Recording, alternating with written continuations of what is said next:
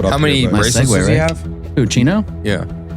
Between 0 and 50. He doesn't have any. What? It's the PokerNews Podcast.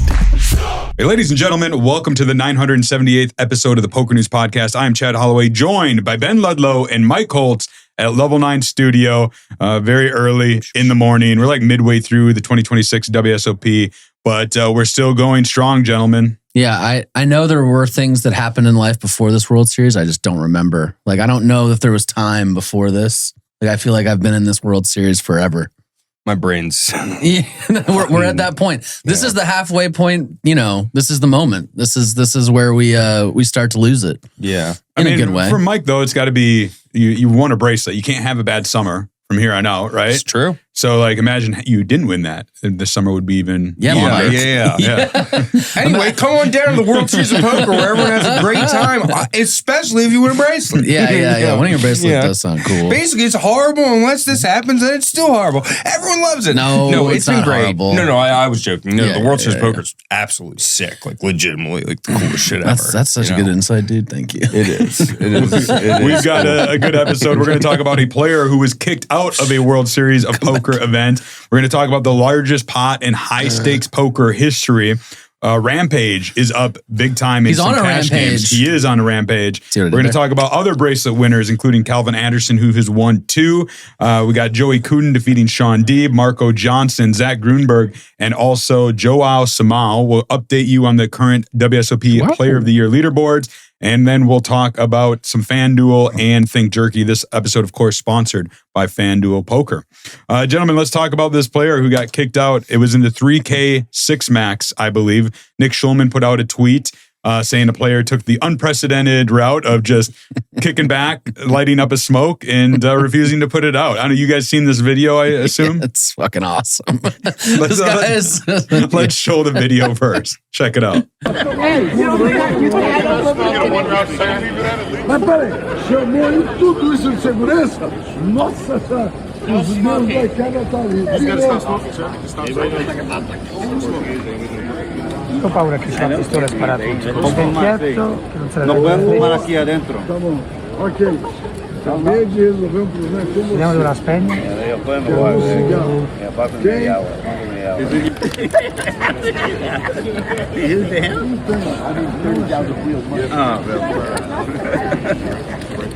So there you have it. It was day one. The gentleman's name, he was a Brazilian poker player named Joao Siqueira. Josh him out? Yeah, well, no, not quite. But I don't know, like, didn't give 2 shits. Yeah, I mean, this guy's a fucking G. I mean, he's just like, I'm going to want to smoke a cigarette. I'm going to do it. He's not French. What was it? What, Brazilians can't go, No, they can. I'm not going to try and do the Brazilian They go like, ja. Got it. Well, he did that and then lit up look, I mean, sometimes you need a smoke. And what are you going to not go like 2 feet away from the rail? Sometimes you want to sit at the table and have, I say bring back smoking at the table. That's a hot take for sure. What's going on? It's the dumbest shit I've ever heard in my life. Mike hates just walking through the horseshoe because he's got to walk through the smoking area. I just wanted to trigger Mike. It's like the worst thing ever. It still makes no sense. Hey, let's make all the poker players walk through an area where the ceilings are 4 foot 6 inches and everyone's smoking cigarettes right there. By the way, if you're a poker player and you smoke cigarettes right there and you don't go farther, you're a piece of garbage. Yeah. And I tell everybody that. And I'd rather you did it at the table. I don't know if that's true or not, but it's close. Yeah, I mean, I've been watching a lot of players like lighting up as they're still walking to that area. I shit on people like that. Not like, metaphorical. But if I see someone walk, I swear to God, I've done it to many people this summer already. If I see you walking through the no smoking hallway lighting a cigarette, I go, dude, what do you not care about any of us? What's wrong with you? I make sure to shame them. I like that. Bring back public shaming. Bring back smoking at the table, bring back public shaming. Both. For me, it's never left. I'm a big public shaming guy. That's why we love you. I mean, the smoking was part of it. He obviously had been drinking, but I think the bigger part of it is when security finally got him to stand up, he's like, okay, give me a second, and took all his chips, which he had plenty of, and put them in his pocket. And then they have to try to get because he was like, no English, and playing that card. Maybe he didn't, I don't know. But I don't know, like, obviously it's an egregious breaking of the rules. He was disqualified from the tournament, but this one is pretty funny. Yeah, I don't know, yeah. like, I hope legend status. I think he's probably going to get a job with the World Series now. I mean, this guy is, the character Get him we've on all the- been waiting for. Get him on the countdown show. Get him on the countdown show. I want him to light up a cig with Jeff Platt on the countdown show Should find him tomorrow. and just have him on the show, like just sitting right here. Not even participating. Yeah. just sitting here smoking just the entire ripping episode. darts. I'd Oh, love to man. hear the conversation with you guys attempting to tell him about the bit you want him to run on the show. Like, and he's just like, what the fuck is wrong with He you? doesn't understand while he's just French ripping- in my version. Yeah. See, it's hard, right? It is hard. Brazilian, I don't do the Brazilian accent. We're a French podcast. I mean, Nick Schulman did follow up. He's just said, and he sums it up nicely. There are just no two ways about it. Legend. So a legendary moment in the WSOP. I hope I never see that guy again. I hope he never comes here again, and I hope he learns from his lesson. I, on the other hand, hope I see him every day for the rest of my life, and I aspire to not give a fuck as much as this guy does about things. $3,000 cigarette. I mean, that was the price of the buy-in. So. I'm not rich enough to do that, but I may light up a cigarette like in a restaurant or something just for shits now. I don't smoke cigarettes, but this guy has inspired me. So. Well, let's talk about season 16 of High Stakes Poker. Poker Go has released it. I think they have 8 of 11 episodes right now on Poker Go. Bad timing, in my opinion, to release it during the midst of the WSOP because I don't really have a lot of time to watch it. But a hand did break out. We got an article on Poker News because it was the largest ever pot on High Stakes Poker. Looks like it was 2.4 million, beating the old record of 1.4 million by Alan Keating. Could have been way bigger last too. year. We'll actually show the hand. I think it was like 5 minutes long in the clips. We've edited it down just a tad, but check it out. Well, obviously the price is going up. AJ, Whoa. Senor Till, Mike, we could have an enormous pot on our hands. The classic, anybody who follows poker knows, Queens and Ace King does go for the just call pre-tilt. This might invite DraftKings and Alamawi in as well. Smallest stack out there is Senior Tilt at $773,000.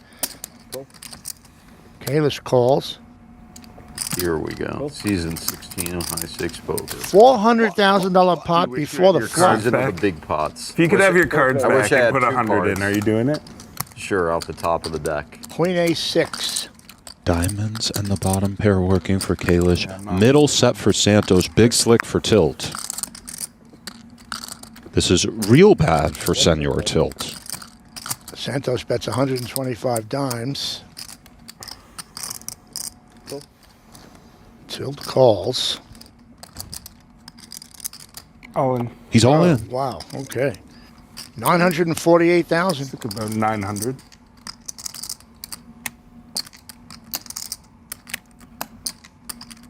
$1.6 in the middle. Very cool. Snap call. Look at this pot. 2.4 million. And counting, maybe?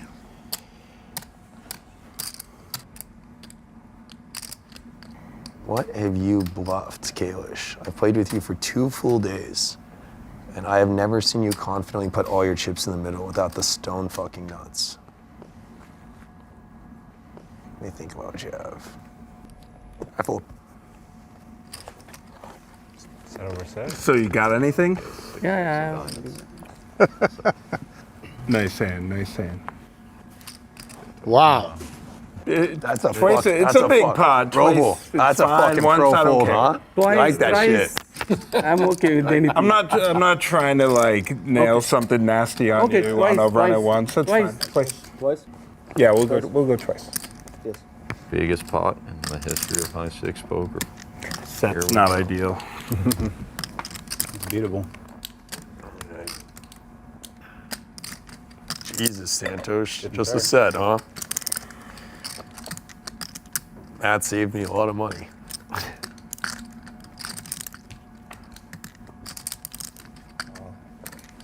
Half the pot is going to Santos.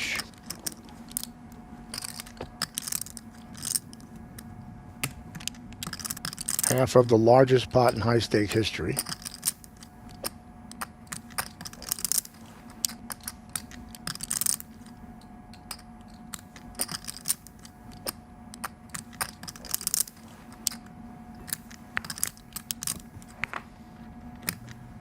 Santos scoops. Nice hand, Santos. Thank you. All right, so there you have it. 2.4 million in the pot. You have a set of queens versus the bottom pair and a flush draw. Senior Tilt making a big laydown as well with top pair, top kicker with a backdoor nut flush draw. I got a pair. This was, Matt Kalish. He's the co-founder of DraftKings. Just kind of shoves it in, 948,000 over a bet of 125K, and gets the call from Santosh. I don't know. He's been killing it at this series this year. $2,421,500 in the pot. First of all my homies hate DraftKings. Yeah, I was thinking the same thing. Yeah. FanDuel for life. I really do hate DraftKings. Well, the guy lost the hand, so. Yeah, I know. That's what I'm saying. If he was the CEO of FanDuel, probably would have won.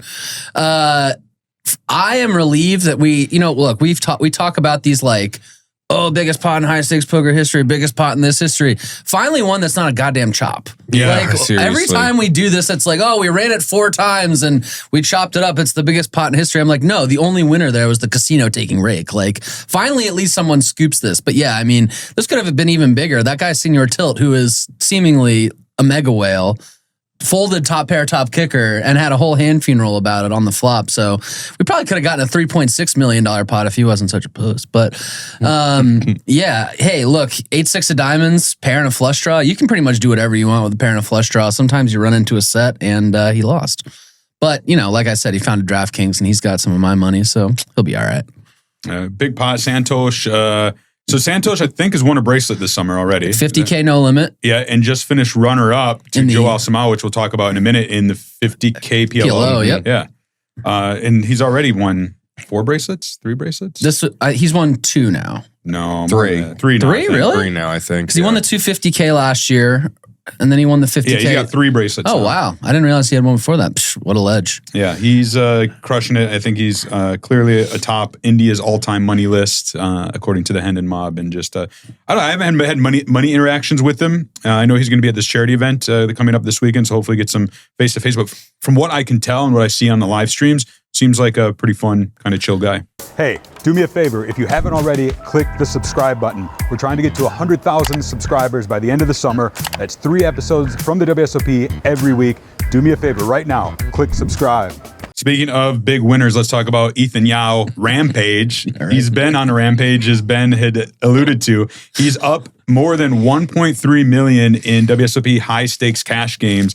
According to a graphic from Hustler Casino Live, on June 5th and 6th, he won just over $300,000 apiece. And then on June 19th, so over the weekend, added $707,000 to it. And is crushing it in these games. Rampage, usually, I feel like I'm usually seeing him lose a lot of big pots, but here he's on a heater mic. Yeah, Rampage been doing good. Love to see it. Glad that he won. I like Rampage as a human being.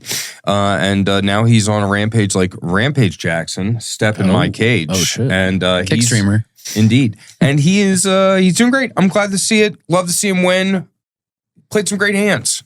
He had a couple big hands against Texas Mike. We're going to show one here in just a second. This was $676,000 in the pot. Texas Mike doing what he does best and just kind of saying, to hell with it, get it in. And it was dominated by Rampage, who still had to sweat 3 outs, though. Check it out. Okay, give me freeze. Freeze! Give me 2 freeze. What is that? 32,000. Only 32, nothing. So figure out how you're going to play your 7 big blinds. No coaching, man. No, really, no coaching, Nick. I am very happy how Ethan is playing. I don't want to improve him. You're right. Imagine if I have pocket freeze. Hey, imagine, Mikey. You have pocket fours? Okay, now I need pocket fives. I hope so. I'm just swinging so much of my network. Hey, man. How do you think my backers go? I don't know. I thought. I didn't look at anything. Oh, that's no good. Freeze. Okay, pass. Open. Hey, guys, let's go. Open. Keep your hand. Mikey, let us make it fun, if you don't mind. No, like seriously. 6! What the good guys? Guys, who is for Problem is, he's the good guy. So you're pretty. We have to root for the bad guys. Martin. Let's do that. 6! We are not in the hand, but still we are rooting for 6. Come on, dealer. What's 1 liter 6? 1 liter 6 doesn't kill anybody. Wow, if I didn't bluff it off to you, I would have so much more. Come on. Then you would have, folded? No. 1 liter 6 doesn't kill anybody. You'd be more stressed. I'd be more stressed. Okay, 6 of diamond. Hippo power. Yeah, Hippo smells 6. Do the dealer. Anyway. Hey, a heart rate monitor. 6, Holy 7 fuck. or 9, okay? Something. 6, 7 or 9, but preferably 6.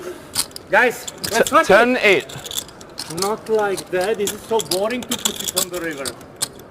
This is so boring.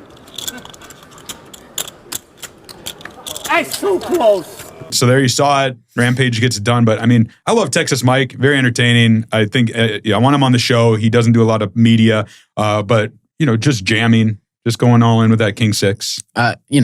We've talked about these high stakes cash games a lot again, and sometimes it's just a little obnoxious. Like at this point, we're just the biggest degenerates we can get. Going in blind with King 6 versus King Queen, and Rampage gets $300,000 gift or whatever it was. I mean, I guess that's poker, but congratulations to Rampage. I mean, fading the 6s. Texas Mike was by far and away the biggest loser in the game. 1.4 million, almost 1.5 million down in the game. The next biggest loser was Santosh Savarna, just down $167,000. Johan Gilbert, Yo Viral, down $100K.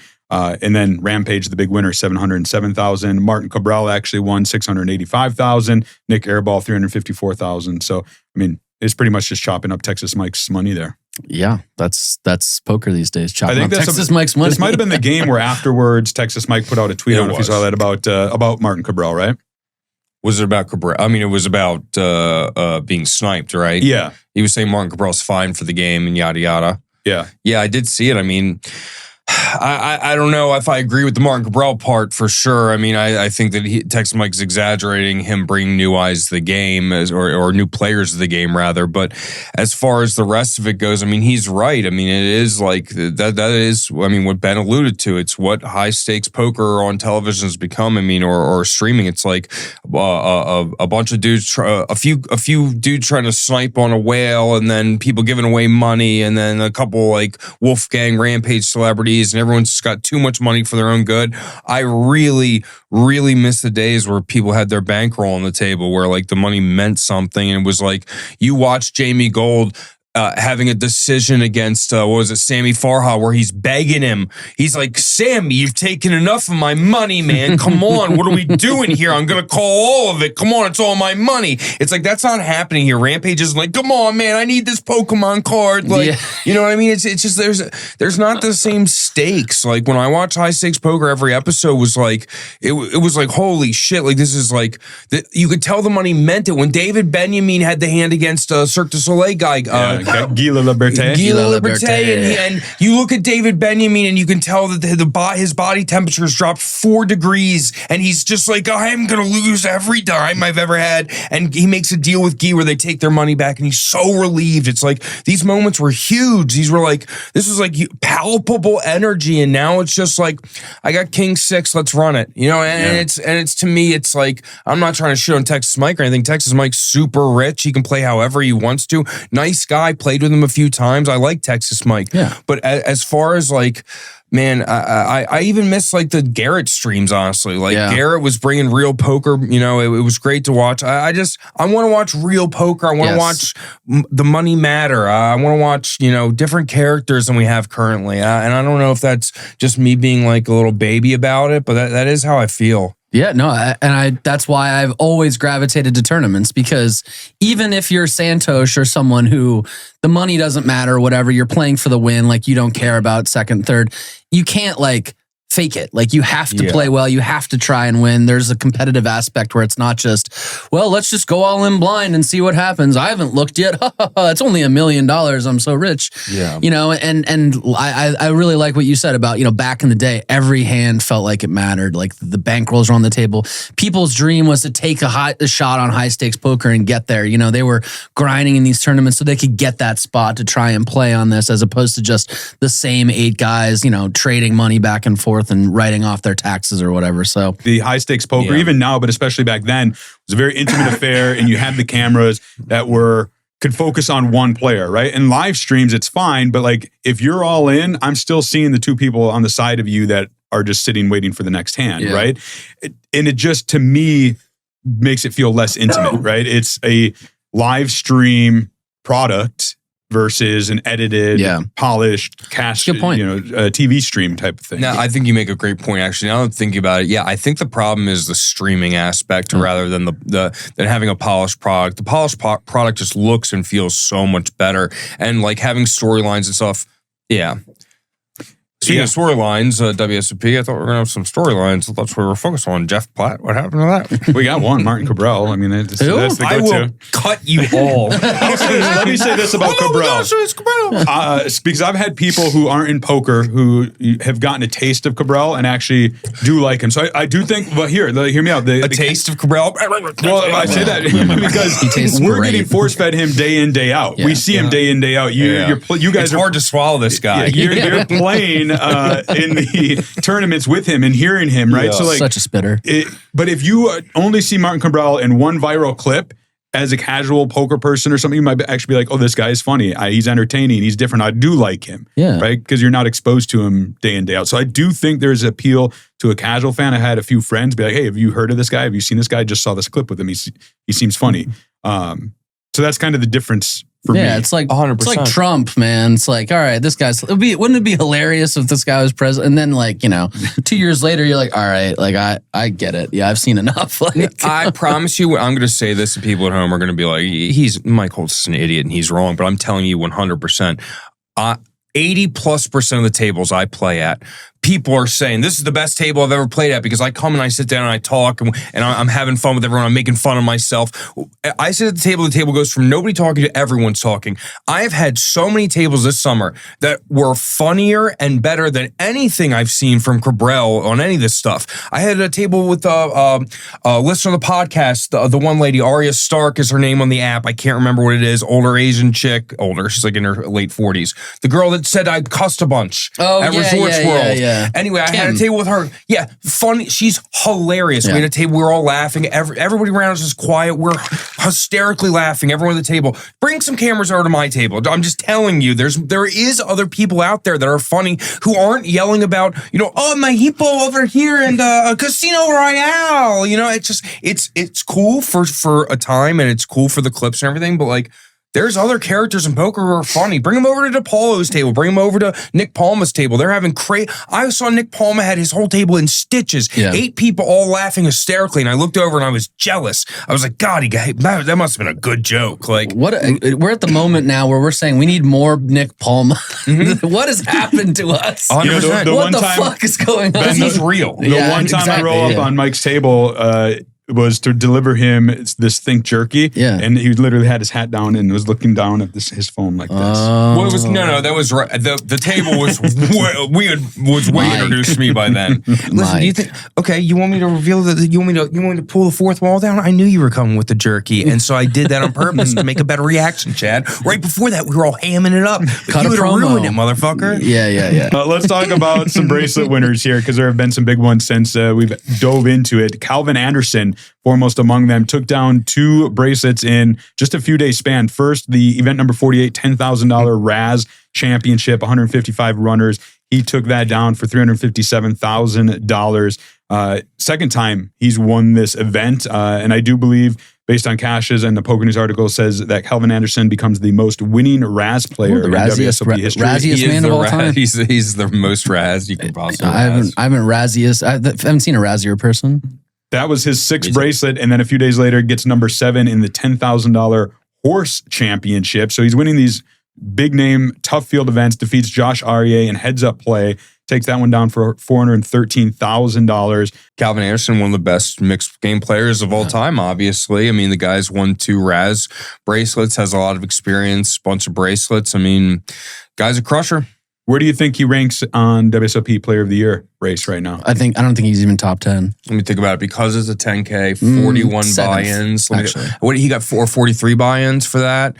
What was mine? 15. Mine was for 100. This is Mike doing math on there. I'm going to say he's 4th. 7th. 9th. Yeah, okay. 9th. I know. 2-time bracelet winner, 1,711 I remember Prague, points. though. Like Deeb is 2nd right now. Deeb is 3rd. Oh, sorry. Just behind right Nick Schulman, and then Foxen has right now. Alex Foxen has a big lead, 2,720 points over Nick Schulman, who has 2,093. Yeah. So Naoya Kihara, he just made another final table, but he's in fourth with 2,007 points. At the end of the summer, we'll do an episode looking back on the 2026 World Series of Poker, and I'll probably ask you guys, like, bring 5 things to the show that were great about the summer and 5 things that weren't or might need to be improved. And Eric Idison, you should come on and we'll talk. Oh, that'd be great. I think he's a nice guy. I met him in person. He said, by the way, Chad, he said to me, he says, I tell Chad all the time, if Mike has any things, he can just hit me up. And I said, Chad has never told me that. That is not We're going to break bread. It might not be on camera, but we're going to break bread. He gave me my bracelet and everything. He was cool. I said some jokes. Everything was good. I liked him. He was great. And Eric and all those guys. They're all they were great. They were 2 people who might not be breaking bread anytime soon, Shaun Deeb and Joey Couden. Couden defeated Deeb heads up in event 52, $3,000 9-game mix.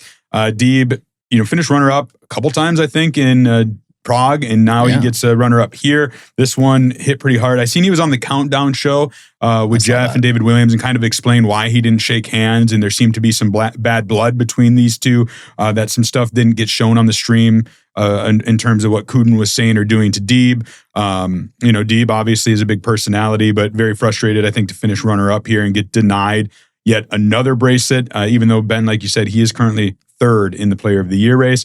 But Joey Couden, he's a good player. Yeah. Like, I've covered him for years. He ended up winning this one for, $254,000. And I'm going to look. I know he's got multiple bracelets. Let's see.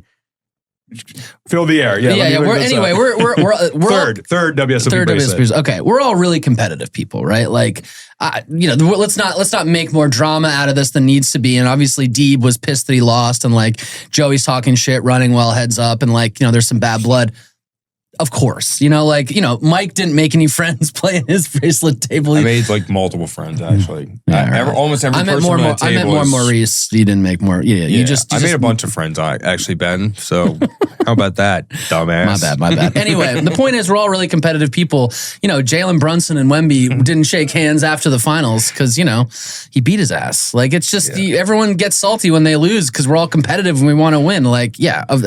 This isn't not me. I shake everyone's hand. I say good game. That's and then you did. I will give you credit, Mike. When you did win your bracelet, I was really glad to see because it's the same thing I did years ago. I love it when people do it. The first thing you did was go over and shake the hand of your opponent that you defeated because you know that it's it's a great moment for you, but it's also kind of heartbreaking for them. Yeah, but great at the same time. Yeah, right. Of course. With mine, I wanted to let her know that she played great, and I was really proud of her, and that she was awesome, and that I would have. I don't know. I just wanted to. I wanted to let her know. Yeah, does it feel good? This is so good. Yeah, it's sick, dude. Fuck yeah, dude. So bad. Nah, it's sick. It's so bad. Anyway. Shaun Deeb did turn 40, I believe, back on March 1st, so he's Poker Hall of Fame eligible. Obviously, the Poker Hall of Fame has changed, and multiple people are going to get in. I would have to say, and he should, he's got to be the first this summer, right? The hands down, Shaun Deeb should be in the Poker Hall of Fame. I think it's got to be him or Seaver or Kuhn. We're going to get all 3. Come on, all 3 of them should be in. Yeah, right. I don't know. The Poker Hall of Fame to me seems like it's just interesting. I don't know. I don't know how I feel about the Poker Hall of Fame anymore. Oh. I do want to talk about a few other bracelet winners. One of them being Crazy Marco Johnson. Crazy Marco. Once they call him Crazy Marco? They used to go by Crazy Marco. Yeah. Really? Yeah. Not Crazy or not Crazy Mike, right? No, there's a Crazy Mike as well, but he used to be Crazy Marco. I don't know. I played a lot with Marco. He's, what a good guy. Very quiet, but 1,561 in the 2,500 freeze out. So players, not entries, because it's a freeze out. Wins it for 513,000. Defeats Chino Rheem heads up. And Crazy Marco. That's what I'm going to know him. I know he doesn't go by that really much more, but he was very proud in this, in that he was known as a mixed game player for a long, long time. And this marked his first no limit title after he got a limit hold'em bracelet, and I think a horse bracelet. So this was his 3rd bracelet and first no limit. I've played a lot in Northern California in the last 5 years, a lot of poker, and Marco's at every big no limit tournament out there and does super well. So I mean, here's another guy who's completely all well-rounded. And has anyone lost more heads up than Chino? My God. I think he is tied for like a record. There was an article on Poker News. I don't know, have it handy. I can try to pull it up. How many bracelets does he have? Who, Chino? Yeah. Between 0 and 50? He doesn't have any. What? I'm pretty sure Chino doesn't have any. No, he has that can't a bracelet. be right. If that's the case, then that's like the clear He has best 0 bracelets. Wow. All right, well, that's the clear best player without a bracelet. How many heads up losses does he have? Well, give me a second to Wow, that's pull this crazy. up. I feel like I would have heard that before. That's so wild. We can definitively say, I'm definitively going to say that he is 100% the best player without a bracelet then. I would have never in a million years thought Chino didn't have a bracelet, if that's the case. I don't think Shaun Winter has a bracelet. Shaun Winter is the best player without a bracelet then. No offense to Chino. No, fine. I mean, Chino's amazing and he obviously does other stuff. Chino's got more from my colleague, Calvin Grant. Speaking of, does Calvin Anderson, as far as I know, says that Chino still owes him a bunch of money. As of like 6 months ago on Twitter, they had a big thing about that. I forgot about that. Well, All right, here's an article from my colleague, Calvin Grant. Who are the unluckiest heads-up players in WSOP history? Ren Lin is 0-7 in heads-up matches. That's what I was, 0-7 before I won my first one. I think I'm 8-0 in heads-up since then. Yeah? I think so. We'd have to look that up. I'm 0-7, then 8-0. Chino Rheem is 0-5. Wow, I didn't realize Ren Lin's gotten heads up 7 times. That's Ren Lin has no bracelets. Renlin has no bracelets. Wow. Chino finished runner-up to Alan Cunningham back in 2006, 20 years ago. Then in 2022, he finished. Here's the people who Chino's finished runner-up to. Just real fast before you say that, imagine asking Ren Lin for advice at a final table. The guy can't win a heads-up match. Touche. Here are the people that Chino Rheem has finished runner-up to. Alan Cunningham, Ellie Alesra, Dylan Weissman, Nick Guagente, and Marco Johnson now. Wow. That's a fucking serious list. Yeah. Damn. Event number 53, 1500, 5-card PLO. This is a brand new event. Zachary Gruneberg. More cards. Won this. Gruneberg. That's my dog. I was going to say, you had to know him from the online streets. Pennsylvania online crusher. He's won some online bracelets. And here he's winning this first ever. No, it's one of my really good friends. I'm so stoked. He won Player of the Year in 2023 in Pennsylvania, WSOP, the same year I won mine. I love Zach. He's a great guy. We actually, it's funny, our families know each other through a bunch of nonsense in some weird way.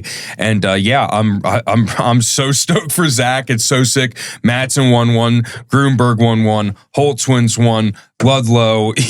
Get better, man. I need you to do something here soon, dude. Trying, you got like 3 weeks, bro. That 0.1% you took's really adding up. Oh, fuck, I forgot. I'm buried. I was like, all right, Mike, you can have between 0 and 10% of my summer. He says 0.1. Yeah. Event 55, the 50K high roller PLO, we mentioned it earlier. Santosh Suvarna finished runner-up for $912,000. Joao Simao, almost 1.4 million, taking this one down. We've talked about him on this show many, many times. It's the one player that Ben seems to hold over, right? Yeah, hell yeah. I think everyone had that chip lead in 3-handed multiple times. That was crazy. If you like PLO and tournaments, it got pretty shallow towards the end too. That was a crazy 3-handed. Yeah. Everyone, like, Santosh had 400K at one point. Like, he had to go with like 3, 4, 5, 7, 6, 5, 4, and then fold the flop and was left with like a big blind and a half, and then ends up getting second. It was great. I want to thank our sponsor this show. We've talked about him already. That is Think Jerky. And there was some text messages that you guys had in our group chat, and I screenshotted because I thought it'd be fun to share, where Ben says, I need more jerky. And then Mike said, me too, grass-fed, sticks. Ben said, I want the bags of turkey. And then Mike tried to work a trade. I'll give you my turkey. And I just said, I have more. And then Mike said, I don't love beef. We're going to run them out of beef jerky. They'll rue the day they decided to sponsor us. Was Ben's response. No, that's true. And also, I want to say this. I said that about the turkey, but it turns out if you leave the turkey jerky in your hot car, it actually softens it up and it's fucking better. I'm not even joking. I don't know if the guys that Think Jerky, I don't know if you guys have a hot Tesla, but maybe you want to throw some in there and do some taste tests. The turkey jerky, after being softened, amazing. My stomach hurts a little bit, though. No. Dude, this is the shit. This is the best fucking. I love you, FanDuel. You're great and all, but you haven't fed me any protein. Yeah, you know what I mean? Well, speaking of FanDuel, they are going to be the sponsor of the Maryland State Poker Championship, August 26th through September 7th. Yeah, that seems like your area. The last Delaware State Poker Championship I chopped, and this is Maryland, the first Maryland State one ever, or what? No, they've done doing this at Maryland. Yeah, they've been doing this. They've been doing this for a good bit now. Okay, I didn't know that. Well, in my mind, the first ever Maryland State Poker Championship, someone should invite me, and by invite me, I mean give me a free buy-in. $1,700 buy-in for the main event, $500K guarantee. Other people are doing it too. I like that half the show is us just asking for money. Give us more stuff. No, but here's the thing: is I only want I haven't asked for money from things I don't actually care about. Oh, I know. I care about them. The Maryland State Poker Championship is sick. I'll do a belly flop into a pool of Maryland State poker chips just to I don't know where I'm going with Maryland this. State poker players. Yeah, dude. Like Christian Harder, get fucking Liberto in there with Greg Mercer. Let me wrap this episode up by announcing a book winner, because one of the book winners got a hold of me within the window that they needed to. Tyven Stout will be receiving his signed copy of Positively History. I think that's Matt's son, isn't it? I mean, I think he might have been from Maryland too. He sent me his address, so I'll get that book out to you. But that does mean that Zachary McDonald did not claim the D-Negs autograph book, and Novarac did not get the other Positively History. Guys, sorry, I've given you literally weeks. Nobody's gotten and hold me, so we're going to give away those books. Simply comment book on this video, and I will choose two winners. One will get the Daniel Negreanu signed book, and the other Positively History. I'll announce the winner in a future episode, in which case you will have 48 hours to get a hold of me, or we'll keep running this until we have a winner. I got more books to give away as well this summer. Mostly Chad's just trying to get rid of his storage. Yeah, he's just got too much stuff. And I want to tease two upcoming episodes. You guys have secured a pretty exciting guest who's going to come in the studio here with us. Hell yeah. Trishelle. Trishelle from the Real World Vegas. If the flights work out, and Trishelle from the Real World Vegas might come too.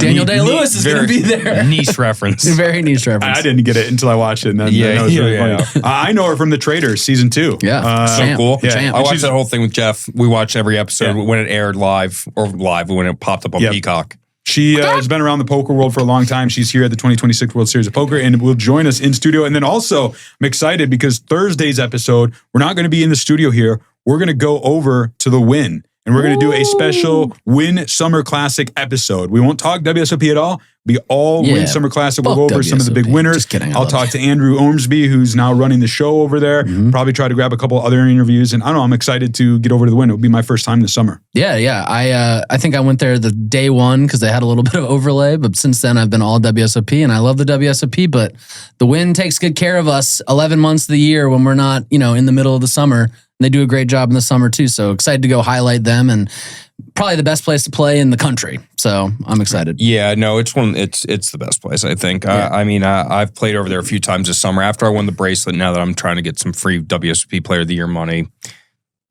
I have been playing at WSOP exclusively, basically, but I love the Wynn. I think it's great. And I think if you're looking for an enjoyable place to play, that's the best one in the world. And I have everyone who goes there says the same thing, I feel like. Yep. We will head on over there. And then also coming up this summer we're going to do interviews with Jamie Gold, the 20th anniversary of his win. I've interviewed Sable Cohen Landrum, I think. Is it Sable Landrum Cohen? One of the two. She was the last woman standing in the 2006 World Series of Poker main event. Also talked with runner-up Paul Wasika. Well, where's he been out now? I got a good update of him. Cannabis King, Paul Wasika. Yeah, I played with Egan O'Day the other day, if you remember. Really? I do, yeah. 2011 main event. Yeah, I've always loved those kind of Where Are They Now stories. So we'll have some of those on the upcoming episodes. Yeah, that's where I am. Yeah. That's going to do it for episode 978 of the PokerNews Podcast. Do us a favor, like, subscribe, give us that 5-star review. We're trying to get to 100,000 subscribers on YouTube by the end of the summer, and we are getting there. But if you're not subscribed, click that button for us. I'm Chad Holloway, Ben Ludlow, Mike Holtz. We will be back on Thursday with a brand new episode from the Wynn. Until then, we'll keep a seat open for you.